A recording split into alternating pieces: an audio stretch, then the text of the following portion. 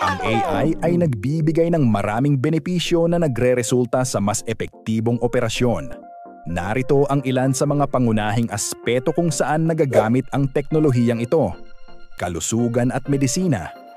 Ang AI ay ginagamit upang mapadali ang diagnostic procedures. Halimbawa, ang mga machine learning algorithms ay kayang makita ang early signs ng cancer sa medical imaging. Sa pamamagitan ng robotic surgery, mas nagiging eksakto at ligtas ang operasyon. Negosyo at ekonomiya. Sa mundo ng negosyo, ginagamit ang AI sa customer service chatbots, supply chain optimization, and predictive analytics para sa mas epektibong marketing. Ang automation ay nagpapabilis ng produksyon at nagbabawas ng gastos para sa mga kumpanya. Edukasyon. Ang personalized learning platforms na ginagamitan ng AI ay tumutulong sa mga mag-aaral na matututo ayon sa kanilang bilis at pangangailangan.